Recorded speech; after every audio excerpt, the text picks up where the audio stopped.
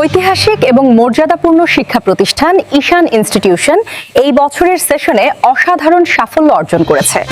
Sunbit সব দিবে সামাল। সানবিট ম্যাজিক প্রেস ডিশওয়াশিং এর মাথা ঘোরানো সলিউশন।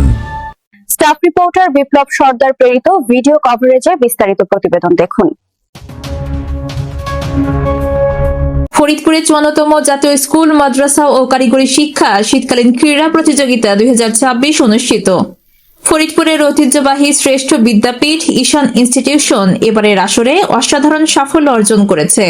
বাস্কেটবল, ভলিবল ও ব্যাডমিন্টন দ্বৈত ইভেন্টে চ্যাম্পিয়ন হয়ে প্রতিষ্ঠানটি নিজেদের শ্রেষ্ঠত্ব প্রমাণ করেছে। পাশাপাশি লৌহ গোলক নিক্ষেপে প্রথম স্থান এবং দীর্ঘলম্ফে প্রথম ও দ্বিতীয় স্থান অর্জন করে ক্রীড়া অঙ্গনে শক্ত অবস্থান গড়ে তুলেছে।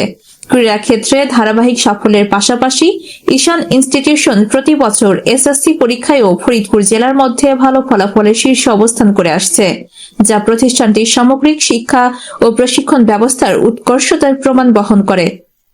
প্রতিযোগিতায় এই সাফল্যের পেছনে ক্রীড়া শিক্ষক মানোয়ার স্যারের তত্ত্বাবধান ও নেতৃত্বের পাশাপাশি সকল শিক্ষকের উৎসাহ উদ্দীপনা গুরুত্বপূর্ণ ভূমিকা রেখেছে।